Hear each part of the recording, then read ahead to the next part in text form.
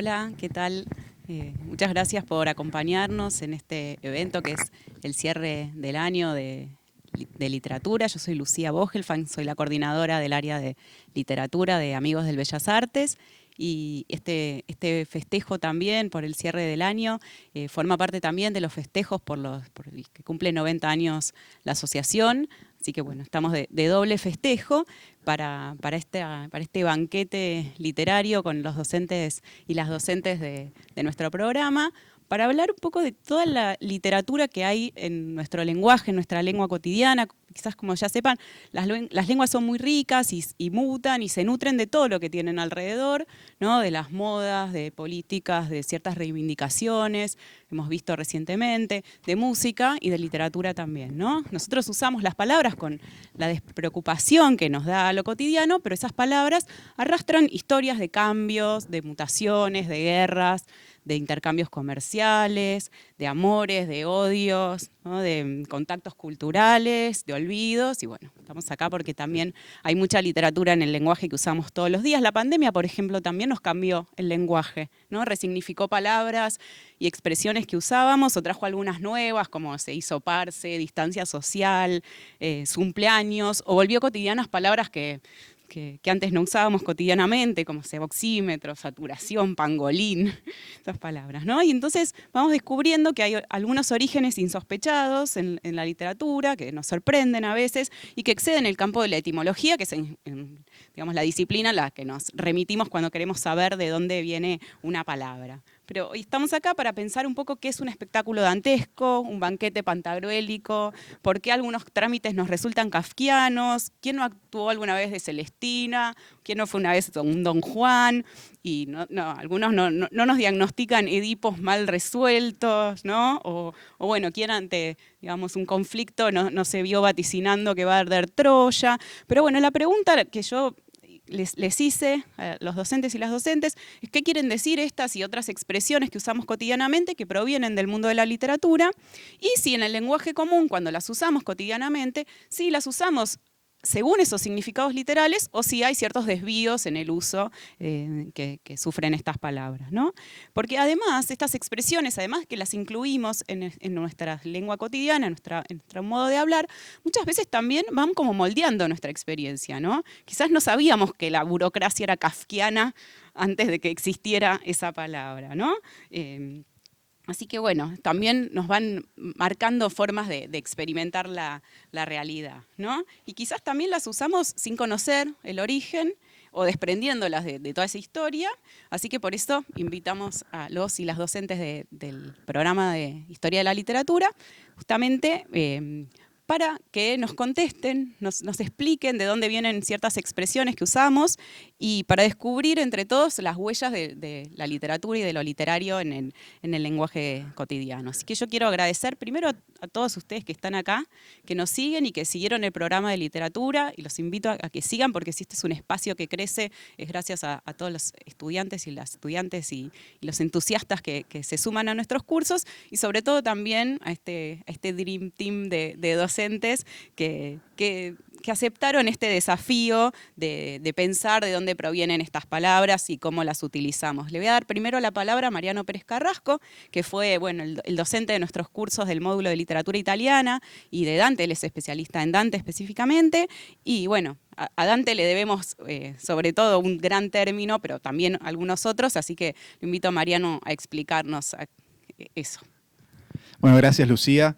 Es un verdadero placer estar acá con vos nuevamente y con todos los colegas, conocerlos personalmente, ¿no? Nos habíamos visto solamente, como sucedió con los que nos conocimos en este último tiempo, online. Y es un placer también estar aquí en el museo nuevamente. Sí, claro, dantesco, ¿no? Pensamos en una palabra que tiene que ver fundamentalmente con el infierno, con un espectáculo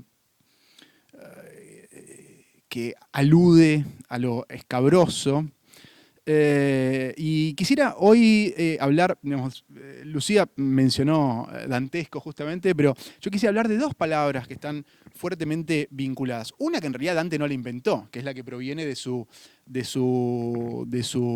como el adjetivo de su propio nombre, ¿no? Dantesco justamente.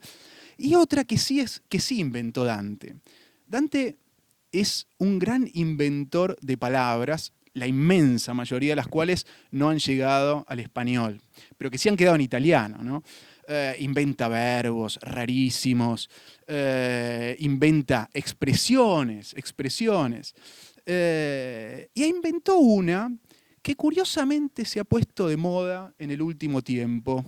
Se ha puesto de moda en el último tiempo en el ámbito de la filosofía, también en el ámbito de la crítica literaria, que es, él la inventó en forma de verbo, ¿no? Transhumanar, transhumanar. ¿No? Está de moda, de hecho, también desde el punto de vista político, es una palabra muy importante, el transhumanismo, ¿verdad? La transformación de este verbo en un sustantivo. De modo que quiero hacer una pequeña relación entre estas dos palabras que han llegado se han transformado exactamente en lo contrario de lo que en Dante decía, o quería decir, transhumanar, y de lo que debería querer decir su nombre transformado en adjetivo, dantesco. Detengámonos primero entonces en dantesco. Bueno, aludiría a lo propio, obviamente, del autor de la Divina Comedia. O sea, cuando se empezó a usar la palabra dantesco, aludía, obviamente, a un problema que tiene que ver con, o a un tema que tiene que ver con lo propio de el amor de Beatriz, de el viaje al más allá y demás. Y sin embargo, fundamentalmente a partir del siglo XIX, se transformó, como decía, en sinónimo de infernal. Y esto obedeció a una reducción muy significativa del poema dantesco a una sola de sus dimensiones, la dimensión justamente infernal. ¿A qué se debió esto? Bueno, los motivos son realmente interesantes, ¿no? Primero, a un cambio social profundísimo que comenzaron a vivir nuestras sociedades, llamo a las sociedades, digamos, europeas, desde los Urales hasta las Rocallosas y desde los Andes hasta pues, los desiertos de Australia, que tiene que ver con efectivamente el abandono, sí, digo bien, abandono del aspecto religioso. Entonces un poema como el de Dante, que era un poema eminentemente religioso, evidentemente, porque es de un modo explícito una búsqueda de Dios. Comienza el poema con el autor que coincide con el personaje, o sea, el personaje que coincide con el autor, mejor dicho, perdido en una selva en la cual ha perdido la luz, porque está en la oscuridad, está por perder la vida, porque esa selva es un lugar de muerte, ha perdido el camino y ha perdido la verdad. A cualquier lector del siglo XIV, pero también a cualquier lector del siglo XVIII o XIX, esto decía, bueno, este hombre ha perdido a Cristo, ¿verdad? Y es efectivamente lo que le pasó. Es decir, ha perdido la luz del mundo, ha perdido aquel que es el camino, la verdad y la vida, ¿verdad? Luego, justamente, a lo largo de todo el viaje, este hombre se va encontrando con figuras de Cristo hasta ver el poema termina. Esta es la última imagen de la Divina Comedia, lo último que Dante ve cuando recibe el golpe de la gracia, con el cual termina propiamente el poema. Lo último que Dante ve es el rostro de Cristo inscripto en las tres círculos de la Santísima Trinidad, en cuya luz él se encuentra, ¿no? Porque el poema termina con Dante visualmente dentro de Dios. Ahora bien, después de la Revolución Francesa, después del periodo de desacralización política violentísima que significó el periodo napoleónico, después de la filosofía moderna, digo, si no lo dije ya, esto se volvió una irrealidad. Esto que para Dante era lo más real, ¿qué me refiero con esto? El paraíso, la búsqueda de Dios, la vida con Dios en el centro, se volvió una ficción. Pero para Dante no era una ficción. Para Dante era, digamos, la verdadera realidad, era más ficción el estar hablando con una señorita en la calle que el estar rezándole a la Virgen María, que es gracias a la cual empieza la Divina Comedia, ¿no? O sea, gracias a la cual Dante sale de la selva oscura. Y eso entonces se volvió una ficción. Un signo interesantísimo de esto ha sido un filósofo, pensador, crítico, el padre de la historiografía literaria italiana, Francesco de Sanctis, cuya crítica dantesca tiene una influencia inmensa, incluso en la Argentina, en Borges, por ejemplo. Bueno, Francesco de Sanctis hace algo bien interesante. Transforma a los condenados del infierno, que eran personajes evidentemente negativos en la Divina Comedia y que eran todo lo más antihéroes, pues los transforma en héroes. Los transforma en héroes. Pues esto es la primera vez que se hace. Y así, un personaje que siempre había sido como lo que es, pues alguien moralmente muy bajo, como Francesca da Rimini, termina transformándose en una heroína digna de ser imitada. El primero que hace esto es un jacobino italiano que está justamente en Francia en momentos de la Revolución, en los años 90 del Settecento, del siglo XVIII.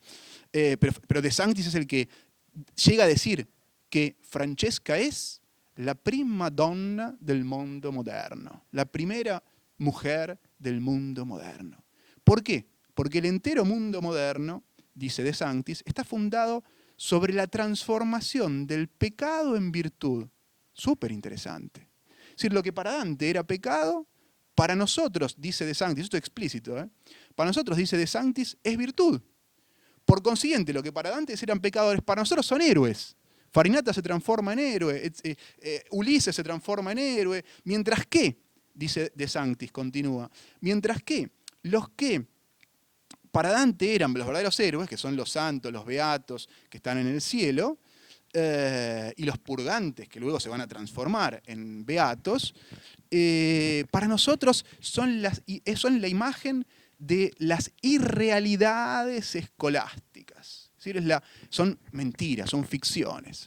Fíjense cómo se ha producido una inversión de los sentidos, ¿no? Y el punto fundamental aquí es el que acabo de señalar, esto es, que la virtud se transforma en vicio y el vicio se transforma en virtud.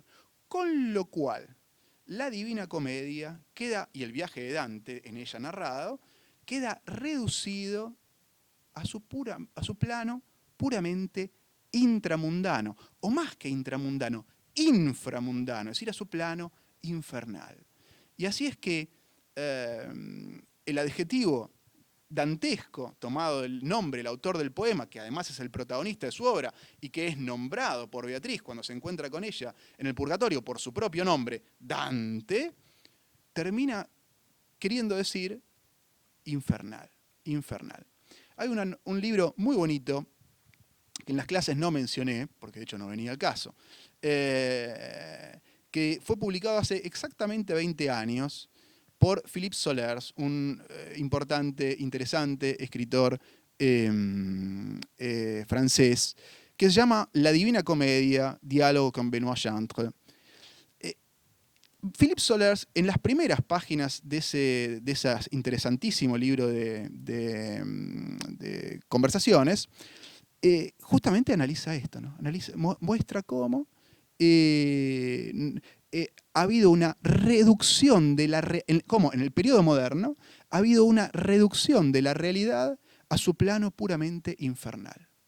Y esto que dice como alguna novedad Solers en 2001, o 2000, el libro es del 2000, De Sanctis lo había dicho ya un siglo y medio antes, cuando había dicho el mundo moderno es el infierno realizado. Bueno, eso por un lado como dantesco. No sé si tengo un poquito de tiempo más o no, comentame vos, no lo sé. Está bien, como no me estoy tomando el tiempo, no lo sé, no me di cuenta. Y el otro punto fundamental que quería vincular, que es lo que prometí al principio, era el verbo transhumanar, ¿no? Cuando Dante comienza a volar literalmente, o sea, el final del purgatorio y el inicio del paraíso, comienza a volar, esto sí lo vimos en el curso que dictamos acá, comienza a volar porque el hombre que ha ascendido las 7 cornisas del purgatorio y que ha atravesado, que se ha confesado, que ha atravesado el leteo y el eunoé, es un hombre que ya no tiene más pecados. Y una persona, el pecado es lo que a uno le da gravezza, es decir, lo lleva hacia abajo. Entonces es un hombre que va hacia la altezza, hacia la altura, ¿verdad? Justamente en virtud de su leggerezza, ¿no? Riman las 3 palabras. Cuando empieza a volar, él no se da cuenta que empieza a volar, porque le pasa lo que le pasa a tantos santos, ¿no? Es decir, que empiezan a levitar. Recordemos la Santa Teresa de Bernini, ¿no? Ya que estamos aquí. Empieza a volar y dice, transumanar, significar, per verba non si podría. No se podría explicar a través de palabras, per verba, qué era este transhumanar, este ir más allá, trans, de lo humano, que eso, ir hacia lo divino, que en Dante quiere decir ir hacia lo divino. Ahora bien, ¿qué quiere decir el transhumanismo moderno? No quiere decir ir hacia lo divino en la actualidad, quiere decir ir hacia lo no humano, hacia la cosa, hacia el cyborg, hacia el androide, ni siquiera hacia el animal, sino hacia la bestia, hacia lo menos del animal. Bueno, ahí tenemos otra interesante palabra tomada de Dante, que empieza con Dante, y que sin embargo lo usamos cotidianamente y que ha terminado diciendo lo contrario. Mariano, muy interesante también porque un poco lo que dijiste es que, bueno, no tiene que ver solamente con cómo usamos las palabras, ¿no? Cómo las deformamos, sino con propias lecturas del texto, ¿no? Como la deformación y el uso que esas palabras tienen hoy tiene que ver con un poco como con la historia de la lectura del texto, ¿no? Cómo se lo ha leído, ¿no? Bueno, y ahora voy a pasar a la segunda invitada, que es con Marisa Di Venosa, que es nuestra docente del área de literatura clásica, ¿no? Y esta área, digamos, la literatura clásica, es quizás una de las áreas que más palabras, expresiones y epónimos, ¿no? Esta idea de nombres propios que pasan a la lengua cotidiana, nos ha legado, ¿no? Cuando hablábamos con Marisa de, bueno, qué palabras podía tomar, la verdad que había un montón, ¿no? Había un montón y no nos... Es difícil seleccionar también, porque todas son muy productivas, digamos, Sí. a la hora de Sí. pensar por qué la cultura occidental tomó esas expresiones o esas palabras, ¿no? Sí. Y las resignificó muchas Y veces. yo pensaba también cuando hacíamos la lista, la cantidad de palabras que vienen del mundo clásico que son cosas malas, ¿no?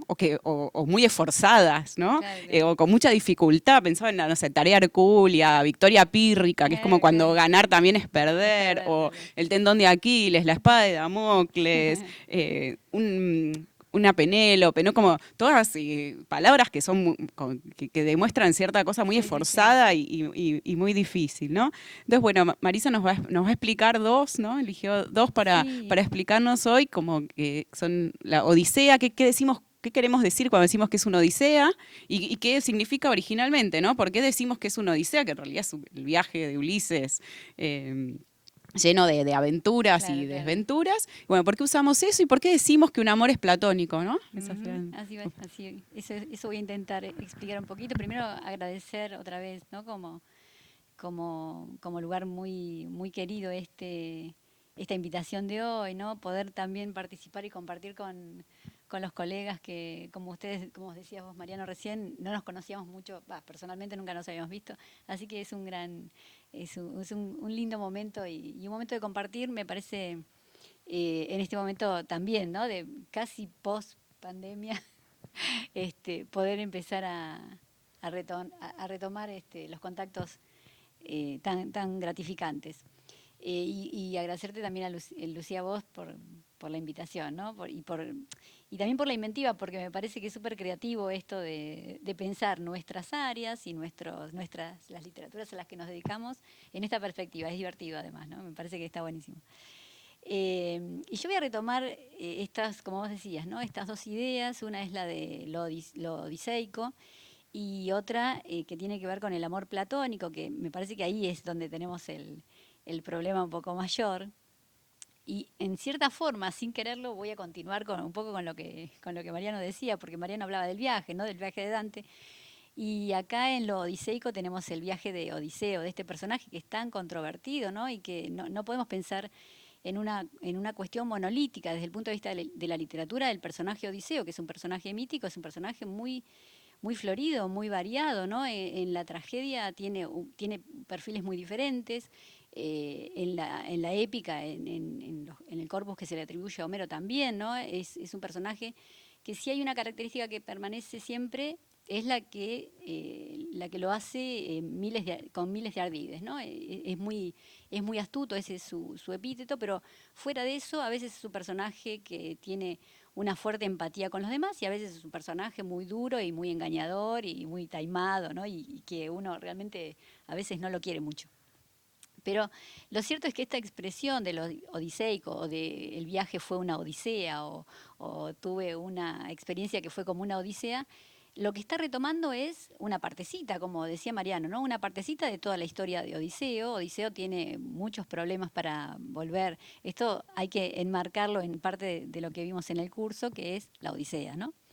La Odisea es un relato de viaje, es un relato de regreso de la guerra de Troya, como hay otros relatos también, nosotros vimos, se llaman los nostoi en su forma técnica, que quiere decir regreso, y claro, después de la guerra de Troya muchos héroes vuelven a sus hogares, algunos con más problemas, algunos son mejor recibidos, otros peor, ya sabemos que al pobre Agamenón no le va muy bien cuando vuelve, pero Odiseo está muy ansiosamente esperado por esa Penélope que también otro elemento de la cultura cotidiana, ¿no? La Penélope que teje y desteje y que lo está esperando. La cuestión es que Odiseo se porta bastante mal con los dioses y entonces ustedes saben que los dioses griegos son muy tremendos y no permiten que vuelva rápidamente. Básicamente una de las cosas más tremendas que hace Odiseo es lastimar a Polifemo y dejarlo ciego, y entonces ahí Poseidón, que es su padre, sale en favor de su hijo Polifemo y castiga a Odiseo, y Odiseo tarda nada más ni nada menos que 10 años en volver a su Ítaca, después de haber pasado 10 años en la guerra. Así que nosotros, esto está cristalizado en esa expresión, ¿no? Lo odiseico, un viaje odiseico, fue como una odisea, porque sobre todo está tomado este sentido del viajar mucho o del tener un trayecto muy largo y tener en el medio muchos problemas para llegar, ¿no? Odiseo tiene, como decía Lucía recién, pasa muchas aventuras que son muy divertidas, pero otras que son muy poco divertidas. Y va perdiendo todos sus compañeros, va perdiendo sus naves, ¿no? Va perdiendo un poco ahí su historia para recobrar, como también habíamos hablado en el curso, un poco del núcleo de su identidad que la encuentra o que la reencuentra o la recrea al llegar a su oikos, a su hogar, ¿no? Pero ese largo viaje de llegada hace que nosotros hablemos de una experiencia que tiene que ver con una odisea, ¿no?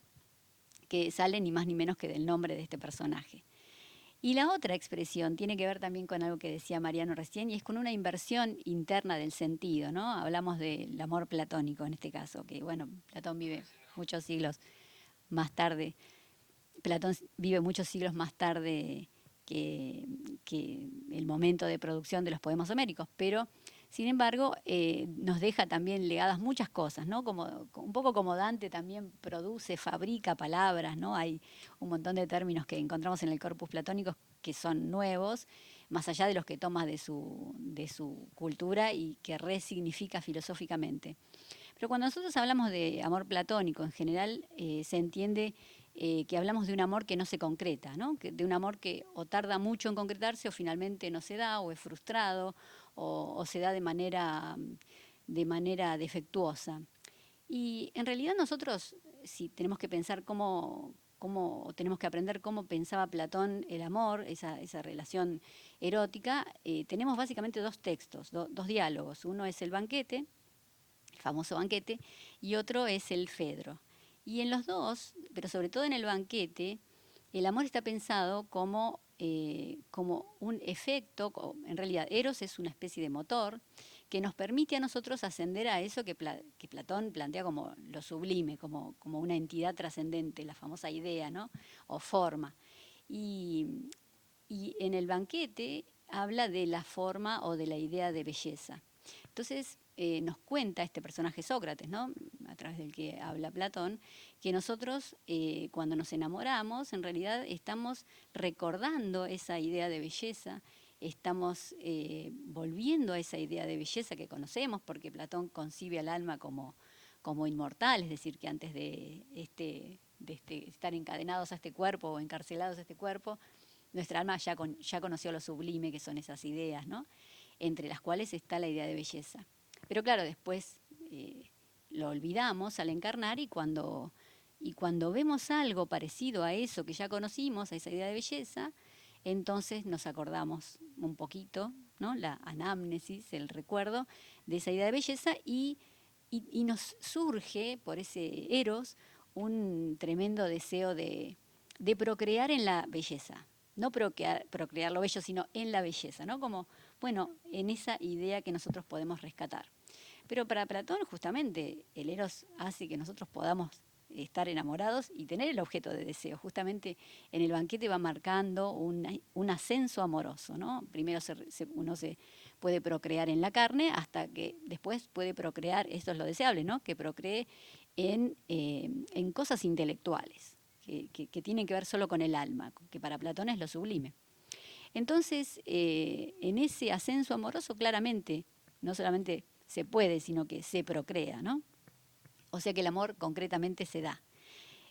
Por una cuestión, como decía Mariano también, de esas inversiones que se dan en la modernidad, finalmente el amor platónico se ve como una idealización, porque muchas veces se piensa que Platón no es un filósofo realista, sino que es un filósofo idealista. Pero desde el punto de vista filosófico, el idealismo es otra cosa, ¿no?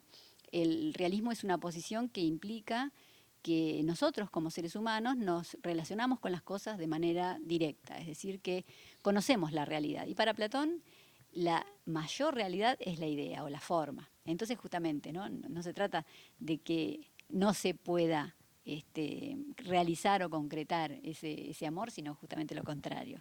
En fin, tenemos esa inversión también un poco como lo transhumano que nos contaba tan interesantemente Mariano.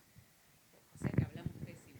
Vamos todo. No, me parece interesante pensar en los caminos de la resemantización, tanto de los términos como de las expresiones, ¿no? Porque en cada época, justamente los ecos, ¿no? de los ecos de qué es una idea, ¿no? Donde lo concreto es lo de aquí y ahora, la idea platónica es un invento, ¿no? Es algo que no existe. No, para Platón, en el marco del pensamiento platónico, la idea es lo que máximamente existe, ¿no? Esto no existe mucho, porque es y no es, se va a deshacer, se va a disolver. Pero la idea es lo que máximamente existe, entonces es la máxima realidad. Por lo tanto, si podemos procrear en la idea, el amor platónico es concreto. Buenísimo. Bueno, muchísimas gracias, Marisol. Está buenísimo. Gracias. Aparte, ahora cada vez que usemos estas expresiones nos van a resonar, la verdad, las vamos a pensar, exactamente, y todas las que usemos también vamos a pensar si las estamos, bueno, las usamos bien, porque las usamos, porque el lenguaje también es comunicarse, y además porque uno entiende que cuando yo digo una odisea, uno entiende que me pasaron cosas terribles, pero no necesariamente tiene que haber leído a Odiseo para entender el sentido. Bueno, ahora le quería preguntar a Walter Romero, que es docente de nuestro módulo de literatura francesa. Bueno, hay algunas palabras que el origen es más o menos evidente, ¿no? Como que de sádico viene del Marqués de Sade, o sadismo, por esas novelas llenas de crueldad humana, o, bueno, no es tan conocido que Anfitrión, por ejemplo, es un personaje mitológico, pero el que como epónimo, digamos, pasó al lenguaje cotidiano a través de Molière, que es un gran forjador de epónimos, ¿no? A través de sus personajes, ¿no? Pues pensamos también en Tartufo como un hipócrita o como mentiroso, ¿no? Bueno, todas palabras del mundo francés. Y bueno, ¿por qué decimos cuando comemos mucho, cuando alguien nos recibe muy bien, que fue una cena pantagruélica? Esa es una. Y la segunda, bueno, también decía antes que la medicina también toma palabras, el psicoanálisis también ha tomado palabras de la literatura para hablar de síndromes o de enfermedades. Y una de esas también es bovarismo, ¿no? Una palabra que proviene de un personaje de Flaubert. Bueno, esas son las tuyas, ¿no? A ver qué nos iluminas. Bueno, gracias Lucía por esta invitación, gracias por estar en el Museo Nacional de Bellas Artes y este programa de literatura, a los colegas aquí que estamos compartiendo este momento, realmente como dice Marisa, muy lindo y muy espontáneo esto también de los términos y a dónde nos lleva la literatura en algún sentido. La verdad que yo no uso mucho la palabra pantagruélico, no sé si se usa tanto ahora, si se usa, no sé, yo la escucho poco, pero me parece interesante que la traigas acá al ruedo en términos de, bueno, de un texto que, bueno, que va a marcar todo el humanismo, ese libro de 1534, ¿no? Que define la historia de ese libro de gigantes que es Pantagruel, y cómo está marcado por todo un trabajo sobre el problema de la comida, pero no tanto el problema de la comida, sino la forma en que el gigante come y la dimensión del gigante y la forma en que, digamos, prácticamente traga, deglute y muchas veces también, bueno, regurgita o vomita o defeca, etcétera. Están todos ahí los fluidos del cuerpo y la reivindicación que hace sobre todo Rabelais es una reivindicación, digamos, del cuerpo, de la vida, de lo real que tenemos, que en verdad es una piedra de toque del humanismo que siempre está ligándose con, por supuesto, sobre todo el mundo antiguo, ¿no? Porque también yo creo que ese mismo proceso que presenta el propio libro Pantagruel y lo que entendemos por pantagruélico también define esa noción rabelesiana del trabajo con la lengua, ¿no? Porque él va, digamos, fagocitar todo el tiempo una cantidad, digamos, impresionante de lengua, de latín macarrónico, de socarronerías, de refranes, de proverbios latinos, de alusiones antiguas, las toma, digamos, y la metamorfosea y la mezcla con un registro muy bajo. Es decir, lo que para mí lo pantagruélico también sería esta idea como de juntar, digamos, y comer a mansalva, no ver lo que come, sino a capturar todo. Y una captura tremenda que hace Rabelais de toda la tradición antigua y le mete, por supuesto, el elemento, digamos, del lenguaje popular, de la cultura popular de una manera muy, muy fuerte, ¿no? Bakhtin lo definió muy claramente con el concepto que todos conocemos de lo carnavalesco, ¿no? La sátira menipea, las tradiciones aristofánicas, etcétera, ¿no? Yo creo que lo pantagruélico define eso, define en definitiva una idea, digamos, a mansalva de captura de todo, de fagocitación de eso, con un trabajo de la lengua y también con hechos concretos que tienen que referir al orden del banquete. De hecho, el nacimiento del propio Pantagruel lo atan en la cuna cual Hércules, ¿no es cierto? En el momento que se desata, el padre Gargantúa está armando un banquete y él lo primero que hace es el manoteo, el atracón y la comilona. Y ahí va a ser la primera de muchas comilonas que el libro nos va a dar. Y no solo eso, porque vuelvo a decirte, no es solo el tema de la comida, sino todo lo que tiene que ver con el aparato digestivo. En griego la boca es tostoma, ¿no? De ahí viene la palabra nuestro estómago, y todo lo que tiene que ver con la boca y la bucalidad, cómo crea Rabelais una literatura de la boca, ¿no? De hecho, Auerbach, en un famoso capítulo de Mímesis, ¿no? Rescata el pasaje de Pantagruel donde Alcofridas, que es el que narra la historia, se mete en la boca de Pantagruel, y esa boca de Pantagruel es impresionante, digamos, la boca de un gigante da para todo, ¿no? Y sobre todo se descubren nuevos mundos, y hay el nuevo mundo, que es la gran obsesión del humanismo, el descubrimiento de nuevas ideas, ¿no? De hecho, el país de los gigantes es el país de la utopía, ¿no?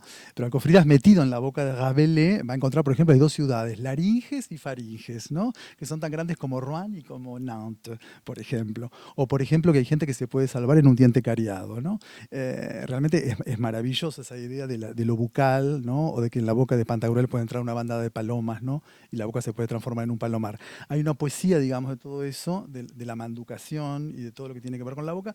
Y luego, bueno, el momento en que, por ejemplo, Pantagruel se agarra una blenorragia tremenda y hay que curársela, y entonces hay que bajar, hay que descender, que es otra de las grandes obsesiones del humanismo, que hay adentro del cuerpo, ¿no? Todavía no está descrito, no está definido qué hay adentro del cuerpo, y entonces el viaje pantagruélico, el viaje rabelesiano es un viaje del interior del cuerpo, y eso incorpora, que es algo que él mete obligadamente, que son todo lo que tiene que ver con los humores bajos, se baja por un sistema de poleas hasta su intestino, prácticamente es muy cerca de la materia fecal, lo que llama Rabelais los humores corruptos, ¿no es cierto?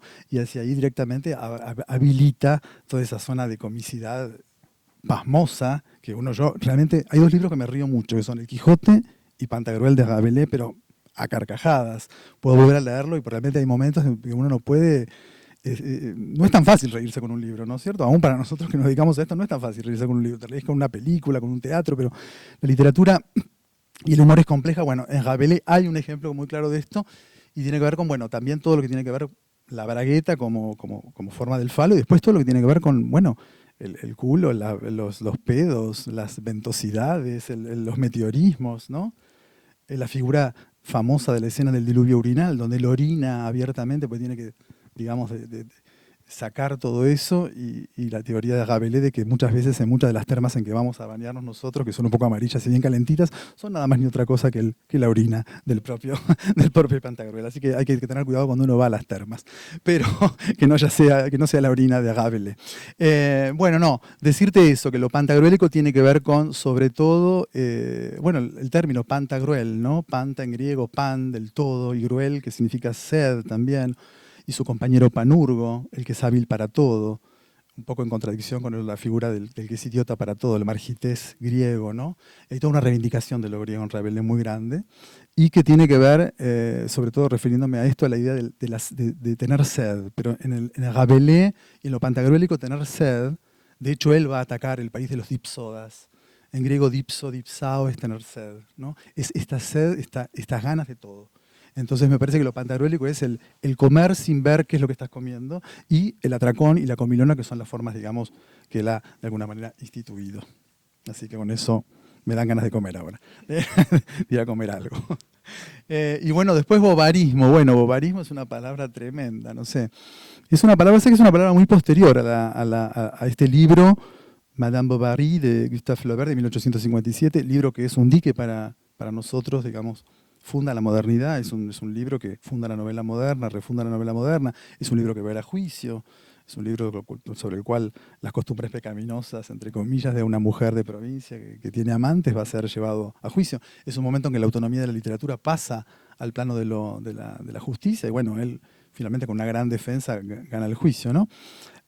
Y convierte la literatura en otra idea, con una historia muy realista, ¿no? Que no era específicamente lo que Flaubert quería hacer, porque recordemos la noche en que él le cuenta después de 30 horas a sus amigos Maxime Duchamp y Louis Bouillet las tentaciones de San Antonio, y los amigos, que son, siempre hay que tener amigos de este tipo, le dicen: nene, tira esto a la basura porque esto no va, es demasiado irreal, dedícate a una cosa más concreta. Y él toma el caso de una mujer de provincias que tiene amantes.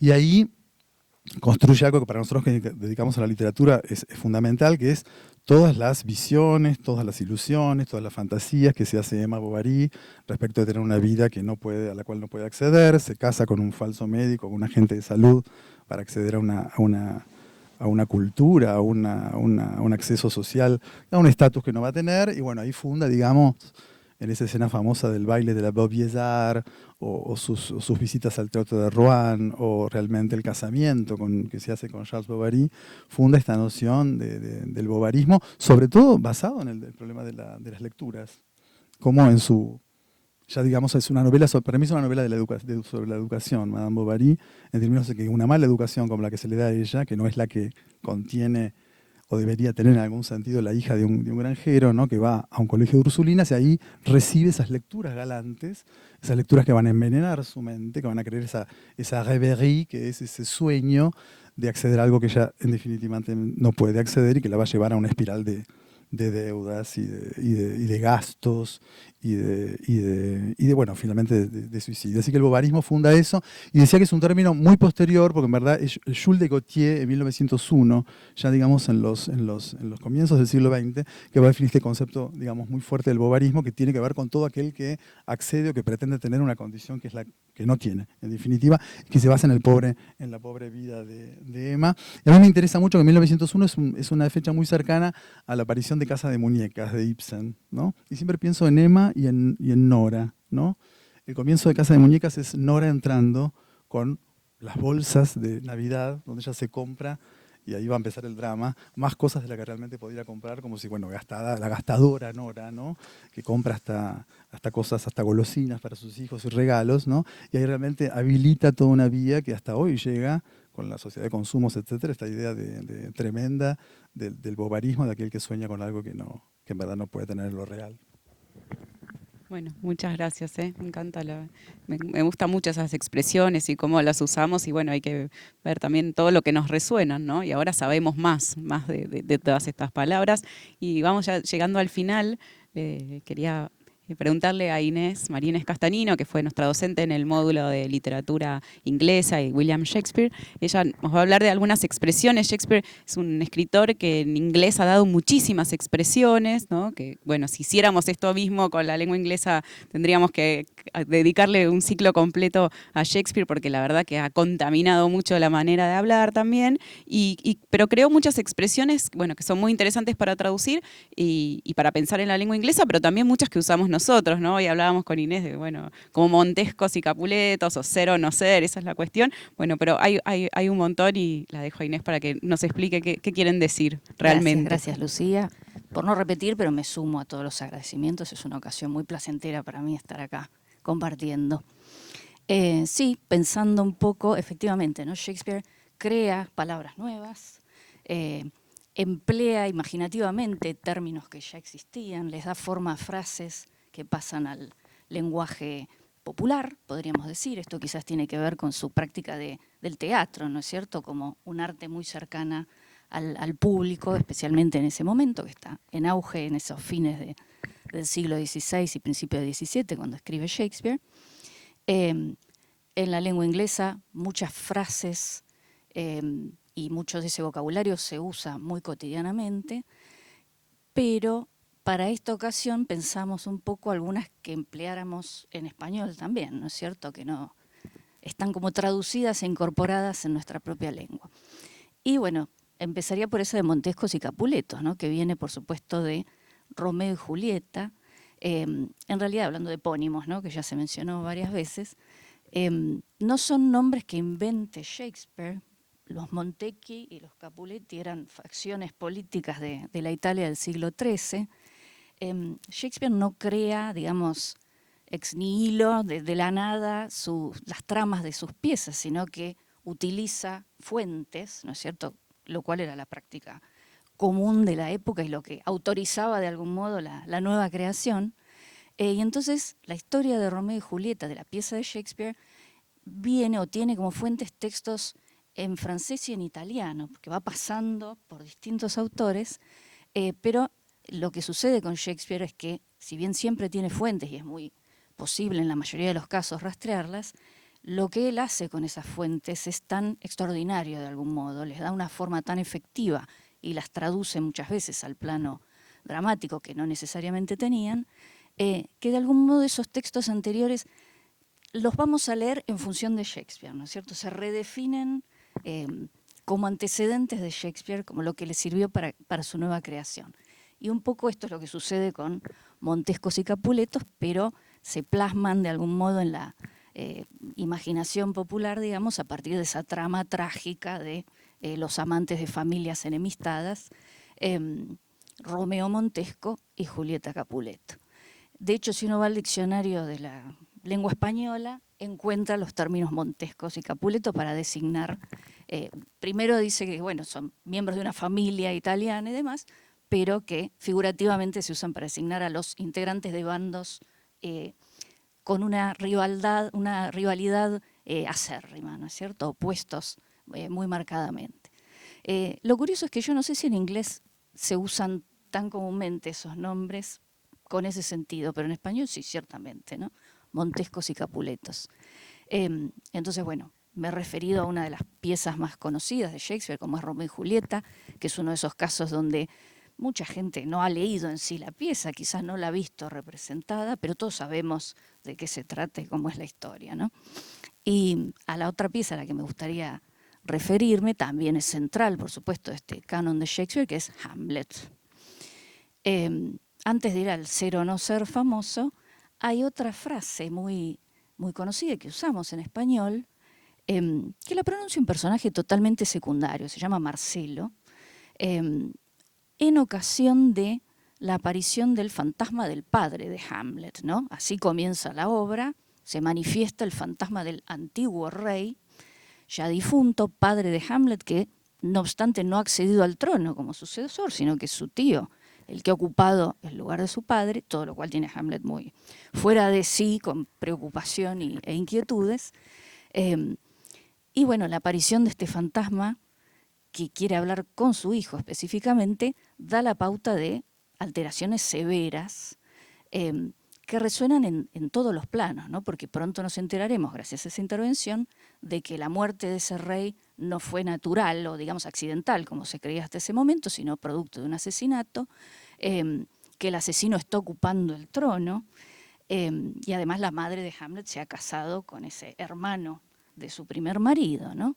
Con lo cual, el plano personal, familiar de Hamlet está profundamente afectado, pero también el plano del Estado, porque no se trata de cualquiera, se trata del rey y el príncipe, y el plano trascendental también, porque viene el fantasma desde el más allá a exigir o requerir lo necesario para poder restablecer cierto orden, siempre un tema muy importante en Shakespeare, ¿no? La alteración de un orden y su restitución más o menos efectiva hacia el final de las piezas. Entonces, ante la aparición del fantasma, este personaje secundario, Marcelo, dice: algo está podrido en Dinamarca, en el estado de Dinamarca, dice en inglés, in the state of Denmark, y entonces emplea esa metáfora de la podredumbre. A veces se traduce como algo huele mal en Dinamarca, ¿no? Sería una variante todavía más física, si se quiere, de la podredumbre para expresar esta idea de la corrupción, ¿no? Que algo de, digamos, acusar recibo de la existencia de corrupción en ese nivel del Estado, pero que, como decíamos, en la pieza de Shakespeare resuena también en otros planos, ¿no? Y bueno, siguiendo con esta misma gran tragedia, centro de algún modo del canon shakespeariano, así como Shakespeare se propone como centro de un canon occidental, por lo menos algunos críticos como Harold Bloom lo han presentado en esos términos, y quizás como centro de Hamlet tenemos ese soliloquio, ¿no? Famosísimo, otra de esas cosas de Shakespeare, digamos, que todo el mundo conoce sin necesariamente haberlo leído o visto la pieza, esa frase inicial de ese soliloquio que es "to be or not to be, that is the question", ser o no ser, esa es la cuestión. Y lo interesante es que esa expresión, así traducida, ser o no ser, está totalmente cristalizada en español, ¿no? Yo a veces trabajo temas de traducción de teatro específicamente y nos planteamos a veces en ese contexto con otros estudiantes de la cuestión si se podría traducir de otra manera ese ser o no ser. De hecho, hay una traducción publicada de fines de los 60, el 69, por lo menos la edición que yo vi, aunque puede ser que la traducción sea previa, de Fernández de Moratín, donde si uno lee el texto encuentra ser o no ser, pero hay una nota al pie que dice: Moratín tradujo en realidad existir o no existir, pero consignamos aquí la versión más popular, ¿no? Nota que no está firmada, no se sabe quién le intervino, le enmendó la plana a Moratín, pero como sea, fue alguien que consideró que no se puede tocar de algún modo esa traducción, por eso digo que está como cristalizada en español en esos términos. ¿Y de qué está hablando Hamlet cuando habla, se plantea ser o no ser? Bueno, ese parlamento de Hamlet es un soliloquio, es decir, es una de esas instancias dramáticas donde se nos da acceso a la interioridad del personaje, ¿no? Porque en el género dramático no tenemos una voz narrativa que, en caso de ser omnisciente, ¿no? Y poder darnos acceso, poder acceder a la mente de los personajes, nos puede contar qué piensan o qué sientan, perdón. Cuando un personaje está en escena, lo conocemos por lo que hace, por lo que dice, y lo que piensa lo podemos saber en la medida en que nos lo transmite. Y el soliloquio es el recurso dramático por el que accedemos a esa interioridad, ¿no? Y lo que se está planteando interiormente Hamlet es si vale la pena seguir viviendo en las circunstancias en que se encuentra o si no será mejor quitarse la vida. Y eso se traduce a esa expresión monosilábica, ¿no? To be or not to be, son 5 sílabas, ser o no ser, que plasman hiperresumidamente la gran pregunta: ¿seguir viviendo o no seguir viviendo? ¿Existir o no existir? Como había planteado Moratín en algún momento. Y luego, bueno, el soliloquio sigue con todo el razonamiento de Hamlet, porque es un personaje hiperracional en un punto. Ha ido a la universidad, su mejor amigo que está ahí presente fue compañero de universidad, es el único con el que puede hablar claramente de lo que le sucede. Y entonces, bueno, va razonando y tratando de llegar a una conclusión. Creo que en español también usamos mucho la segunda mitad del "esa es la cuestión", ¿no? Cuando se plantea algo porque esto es lo que le pasa a Hamlet en ese soliloquio, ¿no? Al principio parece inclinarse porque es mejor no vivir. Al fin y al cabo, si uno los problemas, ¿para qué enfrentar los problemas si uno se los puede, digamos, son irremontables en la realidad, ¿por qué no terminarlos quitándose la propia vida? Pero después piensa en que no tiene ninguna garantía, hablando esto del paso de lo religioso a lo secular y demás, no tiene ninguna garantía de que del otro lado de la vida no haya cosas peores. Entonces, ahí dice, no, esa es la cuestión. En realidad lo replantea, ¿no? There's the rub, ese es el problema, empieza a decir. Pero entonces esa es la cuestión, esa pausa que se nos plantea cuando estamos pensando algo, ¿no? Esa es la cuestión. Y si se me permite esto, fuera de lo literario, pero remitiendo aquí, ¿no? Hay una tira de Mafalda donde yo me acuerdo y la busqué porque me vino a la memoria en relación con esto, donde Manolito le dice a una clienta de su almacén que le pregunta si esta nueva marca de duraznos es buena, y le dice, señora, Datis. La señora lo mira y le dice, ¿cómo Datis? No entiendo. Datis de Question, ¿no? ¿Escuchó decir? Datis de Question. Es la mamá de Libertad y en el último cuadrito Manolito se encuentra con Libertad y le dice, vino tu mamá por el almacén. No es muy culta tu mamá, ¿no? Bueno, eso como comentario de esas frases de Muchas Shakespeare. gracias. Me encantó, les quería agradecer mucho, me encantó y aparte vimos como una especie de panorama completo de cómo usamos las palabras, ¿no? Algunas les quitamos peso, ¿no? Quizás como esta última, ¿no? Cuando decimos ser o no ser, no estamos hablando de cuestiones tan fundamentales como si seguir viviendo, no. Algunas las invertimos, algunas las metaforizamos, ¿no? Las usamos como metáfora otra cosa, algunas quizás las usamos más literalmente, ¿no? Como más como pegadas a su sentido original. Así que bueno, me encantó todo lo que salió de acá y quería agradecer primero a todos los que están ahí del otro lado, que nos siguieron y en segundo lugar, pero también el mismo nivel a todos ustedes que se prestaron a este juego que les propuse y también que implica pensar sus propias disciplinas desde otro ángulo, ¿no? Iluminarlas desde otro lado y trabajarlas con otra sensibilidad también muchas veces. Así que les agradezco mucho por todo este año de cursos que han dado acá en Amigos de Bellas Artes y por todos los cursos que vendrán y por venir hoy acá a hablar de todas estas cosas. Y bueno, para todos los que nos siguieron hoy, nos encontramos el año que viene en los cursos y todos los demás años que vienen también. Bueno, muchas gracias.